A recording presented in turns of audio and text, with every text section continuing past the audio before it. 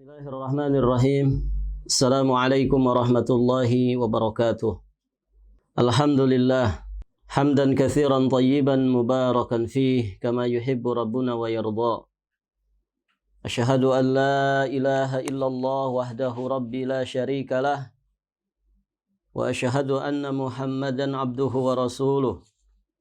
Qala Allah Ta'ala fil Qur'anil Karim. يا أيها الذين آمنوا اتقوا الله حق تقاته ولا تموتن إلا وأنتم مسلمون أما بعد فيا أيها الحاضرون اعلموا أرشدكم الله فإن أصدق الحديث كتاب الله وخير الهدي هدي محمد صلى الله عليه وآله وسلم Allahumma allimna ma yanfa'una wanfa'na bima 'allamtana wa zidna ilma. Para hadirin jamaah rahimani wa rahimakumullah. Para ummahat wa akhwat fillah. Alhamdulillah kita bersyukur kepada Allah Subhanahu wa taala. Pada siang hari ini kita dimudahkan Allah Subhanahu wa taala untuk kembali melanjutkan pelajaran kita. Dan kita masih di pembahasan tafsir surat Az-Zariyat. Kita sekarang akan membahas ayat yang ke-22. Silahkan dilihat ayatnya. Allah Subhanahu wa taala berfirman, "Ba'da a'udzu billahi as-sami'il 'alim minasy syaithanir rajim, wa fis sama'i rizqukum wa ma tu'adun." Dan di langit terdapat sebab-sebab rizkimu dan apa yang dijanjikan kepadamu. Taib. Di dalam ayat yang mulia ini, Allah Subhanahu wa taala menjelaskan kepada kita bahwa sabab rezeki itu ada di atas langit sana. Wa fis sama'i rizqukum. Dan di langit terdapat sebab-sebab rezekimu. Yakni ar-rizqud dini wad dunyawi. Rezeki yang terkait dengan kebaikan agama kita, rezeki agama, dan juga rezeki dunyawiyah. Termasuk di dalamnya adalah beragam macam takdir yang Allah Subhanahu wa taala tetapkan untuk diri kita. Semua telah ada di atas langit sana. Semuanya sudah tertulis di Lauhul Mahfuz. Taib. Ibu-ibu yang dirahmati Allah. Terkait dengan rezeki, ya sabab-sabab rezeki dunia yang sudah ada di atas langit sana, selain daripada catatan takdir yang Allah Subhanahu wa taala sudah tulis di Lauhul Mahfuz, juga di sana ada beberapa perkara yang semula berada di atas sana, berada di langit sana, kemudian menjadi sabab rezeki bagi manusia yang ada di muka bumi ini. Di antaranya adalah pertama dengan keberadaan cahaya matahari. Allah Subhanahu wa taala menciptakan matahari. Allah Subhanahu wa taala menjadikan cahaya matahari ini sangat-sangat bermanfaat ya untuk kemaslahatan dan kemanfaatan makhluk hidup yang ada di atas permukaan bumi. Dan ibu-ibu yang dirahmati Allah, cahaya matahari tentu tidak diragukan lagi fungsinya. Dia menjadi sumber utama energi untuk makhluk hidup yang ada di permukaan bumi ini. Kemudian cahaya matahari juga bisa memenuhi kebutuhan makhluk hidup. Manusia sangat butuh kepada cahaya matahari. Hewan, binatang sangat butuh kepada cahaya matahari. Demikian pula tumbuhan-tumbuhan. Bahkan dikatakan bahwa cahaya matahari itu berperan sekali ya di dalam pembentukan terjadinya atau proses terjadinya minyak bumi, yang kemudian menjadi sumber rezeki yang begitu luar biasa bagi kehidupan manusia dan lain sebagainya. Jadi di langit sana ada matahari yang menjadi sabab, yang menjadi sumber rezeki bagi manusia yang ada di muka bumi. Kemudian juga sabab rezeki yang ada di langit itu berupa air. Di langit ada air, maksudnya apa? Adanya proses turunnya hujan. Ya, dari awan-awan yang menggumpal, awan-awan yang mendung, awan-awan yang berat, mengandung banyak air yang kemudian diturunkan lagi, ditumpahkan lagi ke atas permukaan bumi sehingga menjadi manfaat, menjadi maslahat bagi siapapun yang ada di muka bumi. Termasuk diantaranya juga adalah angin, udara yang ada di atas sana. Ini juga sangat bermanfaat bagi manusia, ya, sehingga menjadi sumber rezeki bagi manusia.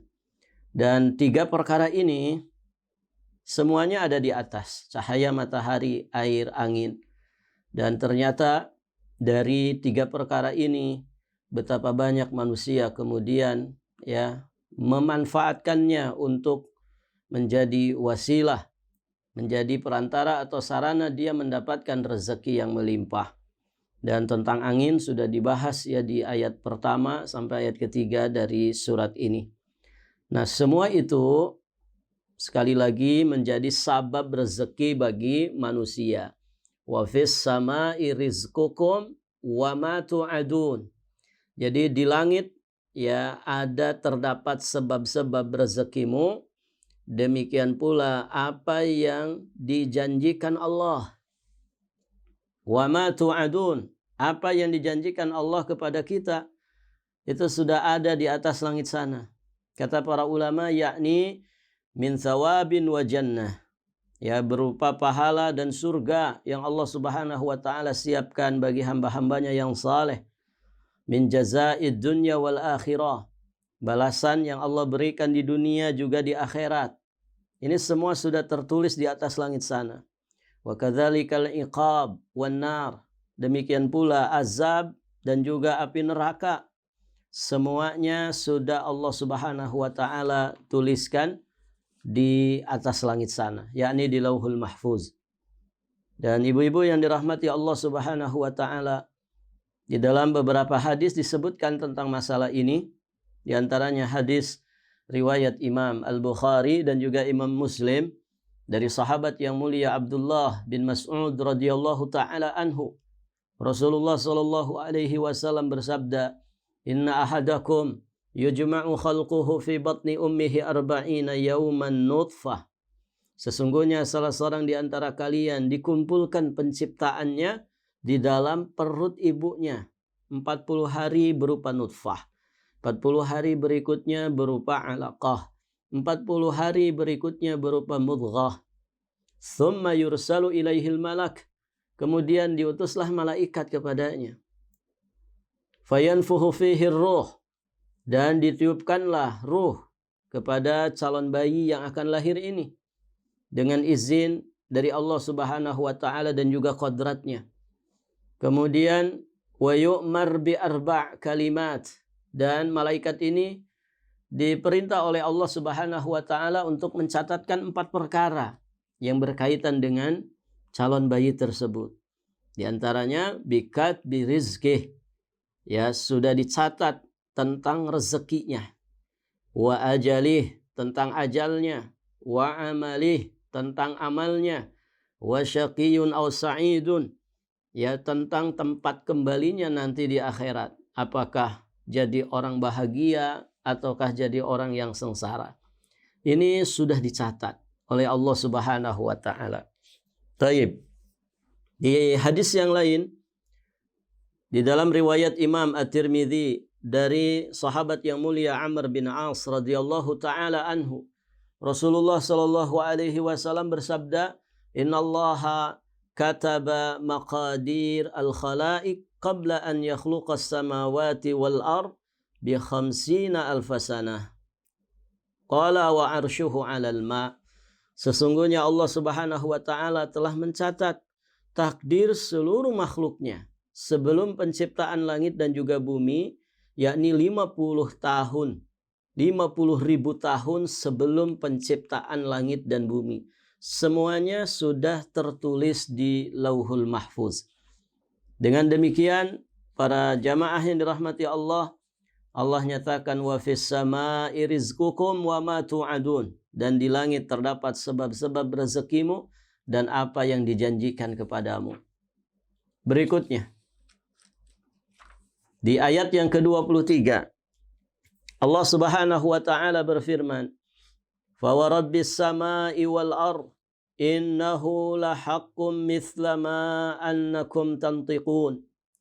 Maka demi Rabb langit dan juga bumi, demi Tuhan langit dan bumi, sungguh apa yang dijanjikan itu pasti terjadi seperti apa yang kamu ucapkan. Perhatikan baik-baik ayat ini. Pada ayat ini Allah Subhanahu wa taala bersumpah dengan dirinya sendiri. Untuk apa? Untuk menetapkan, untuk memantapkan keyakinan pada hati manusia tentang adanya hari kebangkitan dan beragam macam peristiwa yang datang setelah itu sampai manusia berfinish imma di surga ataukah di neraka. Adanya hisab, adanya pembalasan, adanya penimbangan amal, adanya surga dan juga neraka, adanya nikmat, adanya azab. Itu semua waqi' la mahalata. Semua itu benar adanya, semua itu pasti akan terjadi ya sebagaimana apa yang kamu ucapkan. Maksudnya apa? Jangan pernah kita ragu tentang adanya hari kebangkitan. Seorang mukmin dia memiliki iman yang mantap. Dia beriman bahwasannya ada di sana yaumul akhir.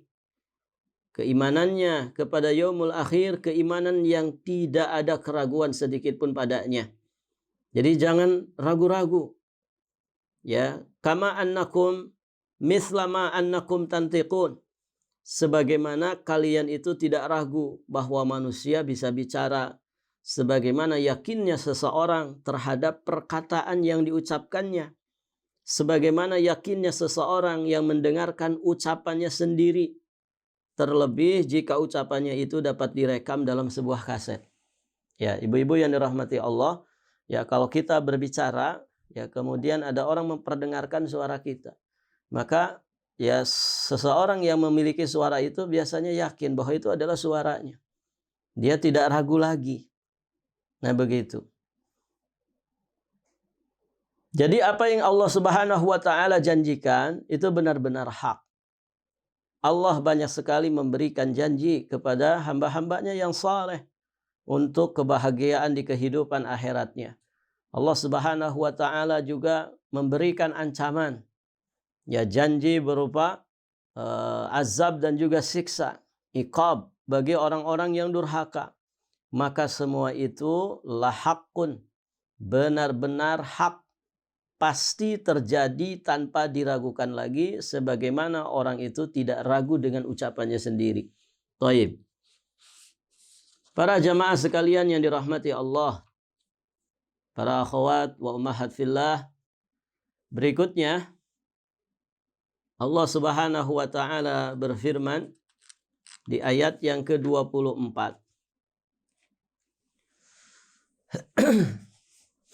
Hal ataka hadithu dhaifi Ibrahim al-mukramin. Hal ataka hadithu dhaifi Ibrahim al-mukramin. Sudahkah sampai kepadamu Muhammad cerita tamu Ibrahim, yakni para malaikat yang dimuliakan? Sudahkah sampai kepadamu Muhammad cerita tamunya Ibrahim, yakni para malaikat yang dimuliakan? Taib. Ibu-ibu yang dirahmati Allah, di dalam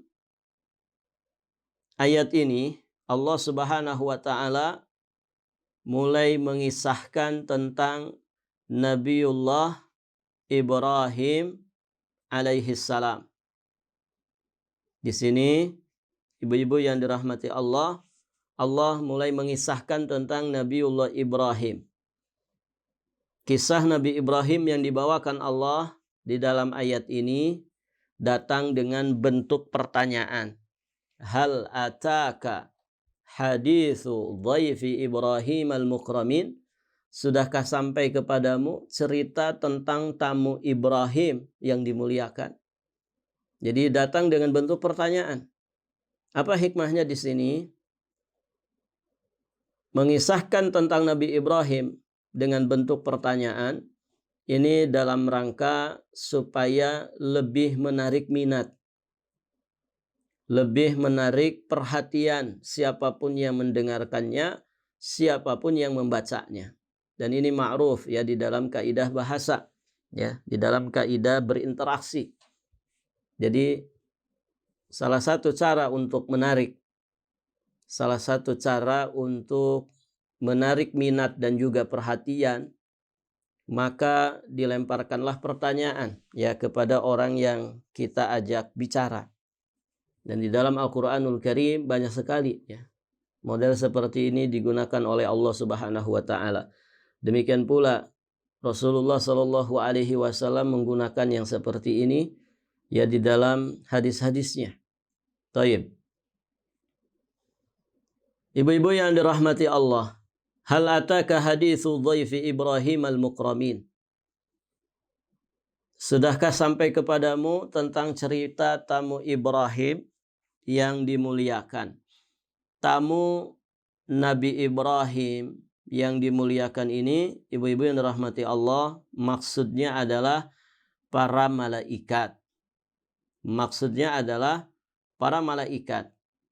Sebagian para ulama menjelaskan seperti yang dinukil di dalam tafsir Jalalain bahwa malaikat yang bertamu kepada Nabi Ibrahim itu dikatakan sampai 12. Sebagian mengatakan 10 malaikat. Sebagian mengatakan 3 malaikat. Intinya ya mereka lebih dari 2, begitu ya. Ada yang mengatakan 10, ada yang mengatakan 12, ada yang mengatakan 3. Malaikat yang diutus oleh Allah Subhanahu wa taala ya mereka datang dalam bentuk manusia ya. Para pemuda yang tampan, para pemuda yang sangat berwibawa datang bertamu kepada Nabiullah wa Khaliluhu Ibrahim alaihi salam. Dan di antara para malaikat tersebut di dalamnya ada malaikat Jibril, kemudian malaikat Mikail dan juga Israfil. Mereka semua bertamu kepada Nabi Ibrahim alaihi salam. Nah, kisahnya itu bahwasanya ibu-ibu yang dirahmati Allah, mereka itu bertamu kepada Nabi Ibrahim sebenarnya dalam perjalanan menuju tempat kediaman Nabi Lut alaihi salam di dekat kampung Sodom ya dan Gomorrah. Kampung Gomorrah ya. Jadi malaikat ini mau menuju ke kediamannya Nabi Lut alaihi salam. Kemudian singgah di rumahnya Nabiullah Ibrahim alaihi salam, di mana mereka punya tugas dari Allah Subhanahu wa taala ya untuk menyampaikan berita kepada Nabi Lut bahwa kaumnya yang durhaka dan melakukan penyimpangan seksual, bahwa mereka itu nanti akan dibinasakan oleh Allah Subhanahu wa taala dengan azab yang pedih. Begitu. Nah, di dalam perjalanan itulah mereka mampir ke rumah Nabi Ibrahim alaihi salam. Juga di antara misinya untuk menyampaikan satu kabar gembira kepada Nabiullah Ibrahim, bahwasannya Nabiullah Ibrahim akan dianugerahi, akan mendapatkan seorang anak laki-laki yang alim dan saleh yang bernama Ishak dari istrinya Sarah. Walaupun beliau itu sudah lanjut usianya dan beliau sudah menyangka bahwa dirinya itu mandul. Nah, ini kabar gembira yang disampaikan oleh para malaikat ini kepada Nabi Ibrahim alaihi salam. Nah, ibu-ibu yang dirahmati Allah, setibanya di rumah Nabi Ibrahim alaihi salam, para malaikat ini disambut ya oleh tuan rumah, yakni oleh Nabiullah Ibrahim dengan penuh kehormatan. Makanya para jamaah yang dirahmati Allah Subhanahu wa taala, di sini disebutkan di ujung ayatnya al-mukramin. Hal ataka hadithu dhaifi Ibrahim al-mukramin. Sudahkah sampai kepadamu cerita tamu Ibrahim yang mukramin, yang dimuliakan. Kenapa para tamu ini disebut tamu yang mukramin? Ada dua pendapat di kalangan para ulama, para jamaah yang dirahmati Allah. Yang pertama, al-mukramin di situ maksudnya adalah li khidmat Ibrahim iyyahum. Karena pelayanan, khidmatnya Nabi Ibrahim sebagai tuan rumah kepada para tamu ini, yang sesungguhnya mereka adalah para malaikat. Wa ikramihi, dan juga sikap memuliakannya Nabi Ibrahim untuk mereka. Jadi tamu-tamu ini dispesialkan oleh Nabi Ibrahim, dimuliakan semulia-mulianya. Ya, sampai disebutkan Nabiullah Ibrahim alaihissalam menyuguhkan ya, atau menjamu para tamu ini dengan ijlin hanid, ya, dengan anak sapi yang gemuk yang dipanggang. Jadi masya Allah ya. Demikianlah ya para nabi dan rasul memberikan keteladanan kepada kita semua terkait dengan masalah ikramud dhuyuf. Ya, bagaimana kita itu memuliakan tamu. Jadi Nabi Ibrahim sampai menghidangkan anak sapi yang gemuk yang dipanggang. Ya, kalau di masa sekarang ada istilah sapi panggang begitu ya. Ada kambing guling begitu. Nah, ini sapi guling. Masya Allah, menjamu tamu ya sedemikian rupa. Ya, kalau di masa ini orang melakukan apa yang dilakukan oleh Nabi Ibrahim, berarti dia mengeluarkan uang jutaan rupiah untuk menjamu tamunya, gitu ya. Bagaimana ya tamu itu dijamu dengan dihidangkan anak sapi yang gemuk yang dipanggang. Ya, kalau kambing saja bisa 4 sampai 5 juta begitu ya. Bagaimana dengan anak sapi yang gemuk? Ya, ini bisa lebih mahal dari itu. Dan itulah harta yang dimiliki Nabi Ibrahim ketika itu. Nah, karena khidmatnya Nabi Ibrahim dan juga takrimnya Nabi Ibrahim kepada mereka, maka tamu-tamu itu disebut dengan al-mukramin. Tamu-tamu yang dimuliakan, yang dijamu dengan sangat spesial oleh Nabiullah Ibrahim alaihissalam. Taib. Pendapat yang kedua, dikatakan oleh para ulama bahwasannya mereka itu disebut mukramin itu ditinjau dari sisi Allah. Hum mukramuna min kibalillah. Mereka itu adalah hamba-hamba Allah yang dimuliakan di sisi Allah Subhanahu wa taala. Karena para malaikat adalah ibadun mukramun. Malaikat itu adalah hamba-hamba Allah yang mulia di sisi Allah. Nah, dua pendapat ini yang disampaikan oleh para ulama. Kedua-duanya bisa kita ambil ya. Karena para malaikat itu ibadun mukramun di sisi Allah Subhanahu wa taala, dan para malaikat ini ya dalam peristiwa bertamunya mereka kepada Nabi Ibrahim juga dimuliakan oleh Nabiullah Ibrahim alaihissalam. Dan dari sinilah ibu-ibu yang dirahmati Allah, Imam Ahmad bin Hanbal rahimahullahu ta'ala dan juga segolongan ulama yang lainnya berpendapat bahwa menjamu tamu itu wajib. Jadi tamu itu dijamu begitu ya. Sekadar dengan kemampuan yang kita miliki ya. Kita punya kambing ya jamu pakai kambing. Kita punyanya ayam ya dijamu tamu itu pakai ayam begitu ya. Maksudnya dimasakkan ayam, dimasakkan kambing gitu ya. Kita punyanya cuman telur ayam, ya dijamu dengan telur ayam. Nggak punya apa-apa, ya air putih, ya. Masa air putih nggak punya, begitu ya. Sodorkan air putih, begitu. Intinya dijamu. Taib. Para jamaah sekalian yang dirahmati Allah, dari mulai ayat ini, ayat ke-24 dan seterusnya, ibu-ibu yang dirahmati Allah, ini adalah cuplikan kisah Nabiullah Ibrahim yang didatangi oleh para malaikat.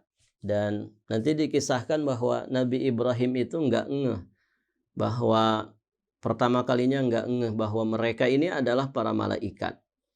Dan kisah yang serupa dengan ayat-ayat ini, ibu-ibu bisa lihat juga di surat Hud. Bisa dilihat di surat Hud ayat 69 sampai 76. Juga bisa dilihat di surat Al-Hijr ayat 51 sampai 60. Kita bacakan ya. Di surat Hud, surat keberapa?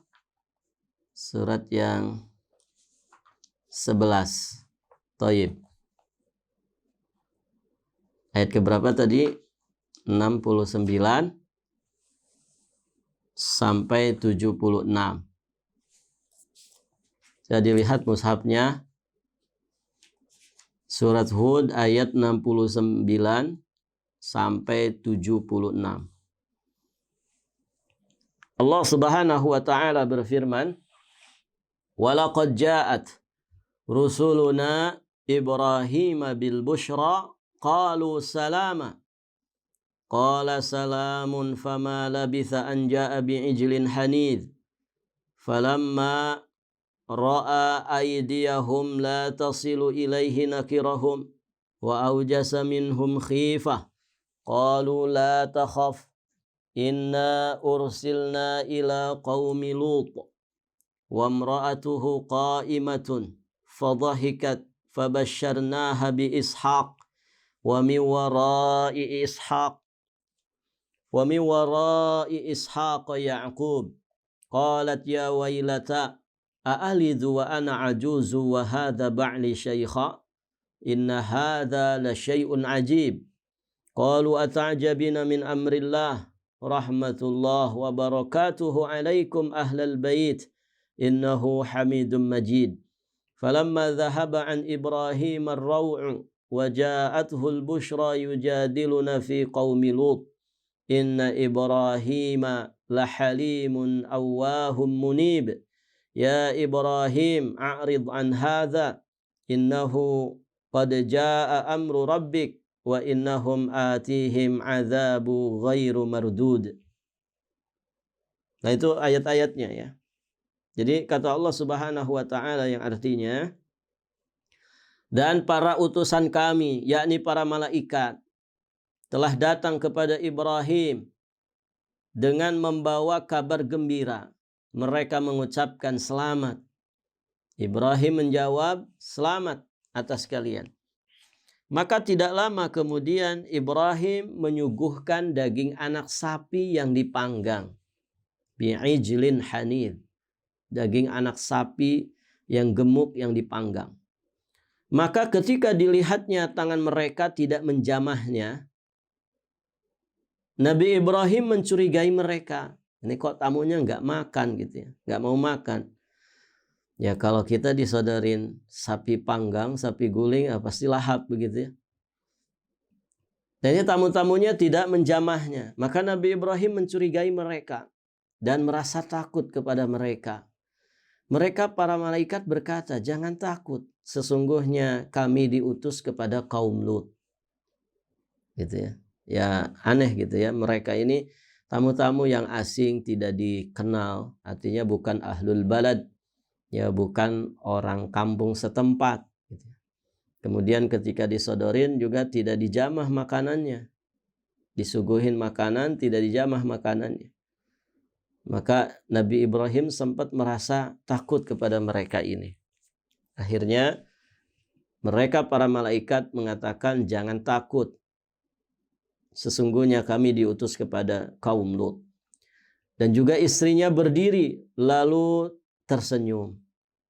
Maka kami sampaikan kepadanya kabar gembira tentang kelahiran Ishak. Dan setelah Ishak nanti akan lahir juga Ya'qub. Dia yakni istrinya berkata, sungguh ajaib. Mungkinkah aku akan melahirkan anak padahal aku sudah tua? Dan suamiku ini sudah sangat tua juga. Benar-benar sesuatu yang ajaib. Mereka para malaikat berkata, mengapa engkau merasa heran tentang ketetapan Allah? Artinya, tidak usah heran. Ini ketetapan Allah. Itu adalah rahmat dan berkah Allah dicurahkan kepada kalian, wahai ahlul bait. Sesungguhnya Allah maha terpuji dan maha pengasih. Maka ketika rasa takut hilang dari Ibrahim dan kabar gembira telah datang kepadanya, dia pun bersoal jawab ya dengan para malaikat kami tentang kaumnya Lut. Ibrahim itu sungguh penyantun, lembut hati dan suka kembali kepada Allah. Ini sifat yang mulia dari Nabiullah Ibrahim. Dan banyak sekali sifat-sifat kemuliaan yang Allah ya sampaikan di dalam Al-Quran tentang Nabi Ibrahim sebagai bentuk pujian dari Allah dan juga pemuliaan dari Allah terhadap khalilnya, yakni Nabiullah Ibrahim. Jadi Ibrahim itu sungguh penyantun, lembut hati, dan suka kembali kepada Allah. Wahai Ibrahim, tinggalkanlah perbincangan ini. Sungguh ketetapan Rabbmu telah datang. Dan mereka itu akan ditimpa azab yang tidak dapat ditolak. Nah itu di surat Hud. Jadi satu kisah dari kisah-kisah para nabi dan rasul terkadang disebutkan di beberapa surat dan juga di beberapa ayat. Taib ibu-ibu yang dirahmati Allah. Kemudian juga bisa dilihat di surat Al-Hijr. Di surat yang ke-15 ayat 51 sampai ayat 60. Allah Subhanahu wa taala berfirman, "Wa nabbi'hum an dhaifi Ibrahim." Dan kabarkanlah Muhammad kepada mereka tentang tamunya Ibrahim, yakni para malaikat. "Idz dakhalu 'alaihi faqalu salama." Ketika mereka masuk ke tempatnya lalu mereka mengucapkan salaman. Qala inna minkum wajilun. Dia Ibrahim berkata, kami benar-benar merasa takut kepada kalian. Qalu la taujal inna nubashiruka bi ghulamin alim. Ya, kata para tamu ini, yakni para malaikat, janganlah engkau merasa takut. Sesungguhnya kami memberi kabar gembira kepadamu dengan kelahiran seorang anak laki-laki yang akan menjadi seorang yang alim, yakni Ishaq. Qala abasyartumuni ala ammassani al-kibaru fabima tubashirun. Nabi Ibrahim berkata, benarkah kamu memberi kabar gembira kepadaku padahal usiaku telah lanjut? Lalu dengan cara bagaimana kamu memberi kabar gembira tersebut? Qalu basyarnaka bil haqq fala takum minal qanitin. Mereka menjawab, kami menyampaikan kabar gembira kepadamu dengan benar, maka janganlah engkau termasuk orang yang berputus asa. Qala wa may yaqnatu min rahmatillah. Qala wa may yaqnatu min rahmati rabbih illa dhallun. Nabi Ibrahim berkata, tidak ada yang berputus asa dari rahmat Rabbnya kecuali orang-orang yang sesat. Qala fama khatbukum ayyuhal mursalun. Nabi Ibrahim berkata lagi, apakah urusanmu yang penting wahai para utusan? Jadi ada urusan apa? Qalu inna ursilna ila qaumin mujrimun. Qalu inna ursilna ila qaumin mujrimin. Mereka menjawab, sesungguhnya kami diutus kepada kaum yang berdosa. Illa ala lutin inna lamunajjuhum ajma'in. Ya. Kecuali para pengikut Nabi Lut. Sesungguhnya kami pasti menyelamatkan mereka semua. Illa mra'atahu qaddarna innaha laminal ghabirin. Kecuali istrinya, kami telah menentukan bahwa dia termasuk orang-orang yang tertinggal. Maksudnya adalah dia akan bersama orang-orang kafir yang lainnya yang mendapatkan azab dari Allah. Nah ini kisah Nabi Ibrahim yang Allah Subhanahu wa ta'ala sebutkan di surat Al-Hijr. Dan kisah tentang Nabi Ibrahim juga disebutkan di surat-surat yang lainnya, ya. Bahkan ada nama surat, yakni surat Ibrahim. Taib. Para jamaah sekalian yang dirahmati Allah Subhanahu wa taala, cuplikan kisah tentang Nabi Ibrahim ini memberikan pelajaran kepada kita, satu pelajaran penting, yakni takrir nubuwati Muhammadin sallallahu alaihi wa alihi wasallam. Di sini ada pelajaran penting dari kisah Nabi Ibrahim yang disampaikan oleh Allah kepada Nabi Muhammad untuk disampaikan lagi kepada umatnya. Apa itu pelajarannya? Di sini ada penetapan tentang nubuwah, tentang kenabian Nabi Muhammad sallallahu alaihi wa alihi wasallam. Kenapa dari kisah Nabi Ibrahim kok menjadi satu hikmah yang sangat besar untuk kenabian, kerasulan Nabi Muhammad sallallahu alaihi wasallam? Karena ibu-ibu yang dirahmati Allah, kisah seperti ini kisah Nabi Ibrahim yang sangat jauh dari masa Nabi Muhammad sallallahu alaihi wasallam. Kisah seperti ini akan sulit disampaikan kepada satu kaum yang ummi, kaum yang nggak bisa baca tulis. Akan sulit disampaikan kecuali dengan jalan wahyu. Artinya apa? Ini kaum yang ummi, kaum yang tidak bisa baca, tidak bisa nulis. Nabi Shallallahu Alaihi Wasallam pun dinyatakan oleh Allah sebagai Rasulun Ummi. Maka akan sulit disampaikan kecuali dengan jalan wahyu ini. Begitu ya. Artinya ini menetapkan bahwa yang disampaikan oleh Muhammad ini itu wahyu dari Allahu Rabbul Alamin. Karena Nabi Shallallahu Alaihi Wasallam tidak baca, tidak tulis. Kalau Nabi baca, ya mungkin Nabi mendapatkan lembaran-lembaran peninggalan orang-orang zaman dulu yang mengisahkan tentang Nabi Ibrahim. Tapi kan Nabi tidak membaca. Maka dengan jalan disampaikan seperti itu, ini sesungguhnya barahin. Ini sesungguhnya tanda-tanda besar ya tentang penetapan Nabi Muhammad sallallahu alaihi wasallam sebagai nabi dan juga rasul Allah Subhanahu wa taala. Karena tidak mungkin Muhammad itu menyampaikan berita tentang orang-orang yang jauh dari masanya, melainkan dari wahyu Allah Subhanahu wa taala. Dan di dalam kisah seperti ini juga sesungguhnya mengandung ancaman keras bagi siapa? Bagi para musyrikin Quraisy, di mana mereka itu terus-menerus di dalam kekufuran dan pembangkangan serta sikap mendustakan Nabi Muhammad SAW. Apa ancamannya? Ancamannya adalah jika mereka, orang-orang musyrikin Quraisy, terus-menerus seperti itu, maka mereka akan bernasib sama dengan kaumnya Nabi Lut yang dikisahkan pada kisah Nabi Ibrahim ini. Yang ada di ujung dari kisah Nabi Ibrahim ini. Dan itu disebutkan di surat Az-Zariyat ayat 31, ayat 37-nya. Ujung dari kisah Nabi Ibrahim ini, dan tadi kita juga bacakan di surat Hud, juga di surat Al-Hijr.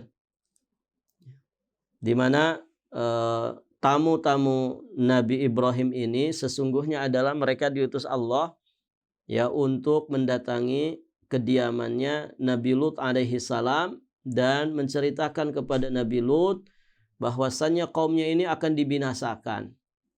Nah, di surat Az-Zariyat ini bisa dilihat di ayat 31-nya. Qala fama khatbukum ayyuhal mursalun. Dia yakni Ibrahim berkata, apakah urusanmu yang penting wahai para utusan? Ada urusan penting apa? Qalu inna ursilna ila qaumin mujrimin. Mereka menjawab, sesungguhnya kami diutus kepada kaum yang berdosa, yakni kaumnya Nabi Lut.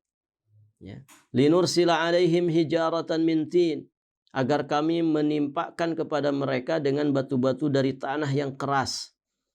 yang ditandai dari Rabbmu untuk membinasakan orang-orang yang melampaui batas. Lalu kami keluarkan orang-orang yang beriman yang berada di dalamnya, yakni di negeri kaum Lut itu. Maka kami tidak mendapati di dalamnya, yakni di dalam negeri Lut itu, kecuali sebuah rumah dari orang-orang Muslim. Dan kami tinggalkan padanya negeri itu satu tanda bagi orang-orang yang takut kepada azab yang pedih.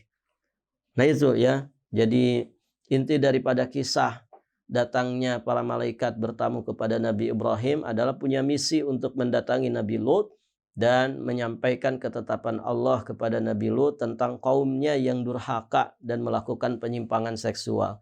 Nah di sini sekali lagi mengandung pelajaran yang berharga ketika Nabi menyampaikannya kepada umatnya. Ya, jadi ini ancaman keras bagi musyrikin Quraisy. Jika kalian terus-menerus durhaka, membangkang, terus-menerus ada dalam kekufuran, wal iyadzubillah, kalian akan bernasib sama seperti apa yang dialami oleh kaumnya Nabi Lut. Nah itulah ya inti daripada pelajaran dari ayat yang mulia ini. Taib, ibu-ibu yang dirahmati Allah, kita lanjutkan di ayat yang ke-25, masih melanjutkan kisah para malaikat yang bertamu kepada Nabi Ibrahim alaihissalam. Allah berfirman, "Idz dakhalu alaihi faqalu salama, qala salamun qaumun munkarun." Ingatlah ketika mereka masuk ke tempatnya. Maksudnya para malaikat yang bertamu ini masuk ke tempat Nabi Ibrahim. Lalu para malaikat ini mengucapkan salaman, mengucapkan salam. Maka Nabiullah Ibrahim menjawab salamun. Jadi para malaikat tamunya ini mengucapkan salaman pakai fathah, nasab. Nabi Ibrahim menjawabnya pakai rofa. Qala salamun. Malaikat mengucapkannya pakai fathah, fathahtain, salaman. Jawaban dari Nabi Ibrahim pakai dhammahtain, salamun. Qaumum munkarun, mereka itu adalah orang-orang yang belum dikenalnya. Taib. Ibu-ibu yang dirahmati Allah, ayat ini semakna dengan surat yang tadi kita bacakan, yakni surat Hud ayat 69. Walaqad ja'at rusuluna Ibrahim bil busyra qalu salaman qala salamun. Dan sungguh telah datang utusan kami kepada Ibrahim membawa berita gembira untuk Nabi Ibrahim dan istrinya. Qalu salaman. Para malaikat ini, utusan Allah ini mengucapkan salaman pakai fathahtain. Dijawab oleh Nabi Ibrahim, salamun. Taib. Jadi Az-Zariyat ayat 25 ini semakna dengan surat Hud ayat 69.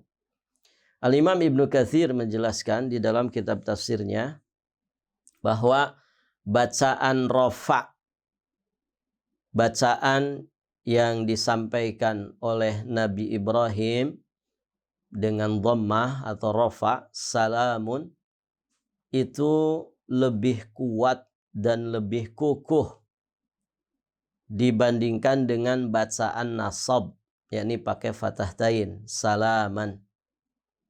Maka dari sini ibu-ibu yang dirahmati Allah, kita akan mengetahui bahwa jawaban Nabi Ibrahim itu lebih baik daripada ucapan salam dari tamunya. Dan demikianlah sesungguhnya perintah Allah. Di dalam Al-Quranul Karim, Allah Subhanahu wa ta'ala berfirman, "Wa idza huyyitum bitahiyyatin fahayyu bi ahsana minha aw rudduha." Apabila kamu diberi penghormatan dengan satu penghormatan, maka balaslah penghormatan itu dengan yang lebih baik daripadanya, atau balaslah penghormatan itu dengan yang serupa. Ini adab ya di dalam mengucapkan salam dan juga menjawab salam. Jadi kalau kita diberi satu penghormatan, satu salam, maka minimalnya kita jawab dengan yang sama. Kalau orang mengucapkan Assalamualaikum, minim-minimnya kita menjawab Waalaikumsalam. Dan ternyata anjurannya adalah dilebihkan. Waalaikumsalam warahmatullahi wabarakatuh. Begitu ya. Wa idza huyyitum bi tahiyyatin fahayyu bi ahsana minha aw rudduha. Jadi kalau orang bacanya lengkap, Assalamualaikum warahmatullahi wabarakatuh, maka minimal kita jawab dengan yang sama. Waalaikumsalam warahmatullahi wabarakatuh. Jadi ketika orang membaca salam lengkap, jangan dijawab dengan ringkas. Assalamualaikum warahmatullahi wabarakatuh. Kita cuma jawab Waalaikumsalam. Ini kita kurang di dalam menjawab. Padahal minimalnya adalah menjawab dengan jawaban salam yang sama. Nah, dikatakan oleh Imam Ibnu Katsir bahwa bacaan jawaban salam yang disampaikan oleh Nabi Ibrahim itu lebih kuat, lebih kokoh. Walaupun sama ya, sama kalimatnya. Namun bedanya malaikat mengucapkannya dengan nasab ya. Kemudian Nabi Ibrahim menjawabnya dengan rafa. Dan ternyata rafa itu lebih kuat dan lebih kokoh dibandingkan dengan bacaan nasab. Maka berarti Nabiullah Ibrahim memberikan keteladanan kepada kita bahwa menjawab salam itu selayaknya dengan yang lebih baik, sebagaimana apa yang diperintahkan oleh Allah Subhanahu wa taala di ayat yang tadi kita bacakan. Dan di sini ibu-ibu yang dirahmati Allah, kita bisa mengambil pelajaran tentang adab bertamu. Bahwa kalau kita bertamu, ucapkan salam. Dan bagi kita sebagai tuan rumah, jawablah salam itu dengan yang lebih baik. Kalau orang itu mengucapkan salam dengan senyum, kita jawabnya pun dengan senyum. Jangan dengan cemberut. Karena dia ngucapin salam dengan senyum. Maka kita jawab ya dengan ucapan salam, jawaban salam yang lebih baik, dan kita pun tersenyum sebagaimana dia mengucapkannya tersenyum. Nah, demikian. Para jamaah yang dirahmati Allah, dan pembahasan ini sudah disampaikan oleh para ulama di dalam kitab-kitab berkaitan dengan adab. Dan di sini bisa kita ambil pelajaran juga bahwa malaikat yang datang bertamu kepada Nabiullah Ibrahim ketika mereka mengucapkan salaman, berarti ini menunjukkan bahwa mereka datang membawa kedamaian, keselamatan, bukan untuk membawa keributan, bukan untuk mengganggu ketenangan. Dan demikianlah adab orang yang bertamu. Ya, jangan sampai kita bertamu mengganggu ketenangan orang. Jangan sampai kita itu bertamu kemudian membawa keributan, begitu ya. Kalau misalkan kita bertamu ke rumah orang dan kita tahu bahwa anak kita banyak, apalagi kita tahu anak kita hiperaktif, ya jangan dibawa bertamu. Kasihan nanti tuan rumahnya, begitu. Ini anaknya 5, yang paling gede usia 5 tahun, semuanya hiperaktif. 5-5-nya dibawa rombongan bertamu. Nah, ini ya kurang baik begitu ya. Karena dikhawatirkan akan mengganggu tuan rumah.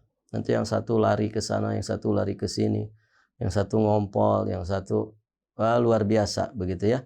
Ini akan sangat mengganggu tuan rumah. Maka ya ketika kita mau bertamu, perhatikan adab-adab bertamu. Pun demikian kita yang didatangi tamu, tuan rumah yang didatangi tamu juga memiliki adab-adab yang harus diperhatikan. Dan semua itu dalam bingkai keindahan Islam, sehingga kunjung mengunjungi itu menjadi wasilah untuk mendapatkan pahala di sisi Allah Subhanahu wa taala. Baik, sampai di sini pelajaran kita. Nanti kita lanjutkan tentang kisah Nabi Ibrahim yang didatangi oleh para malaikat ini di kesempatan berikutnya biidznillah taala. Akhiru da'wana anil hamdulillahi rabbil alamin.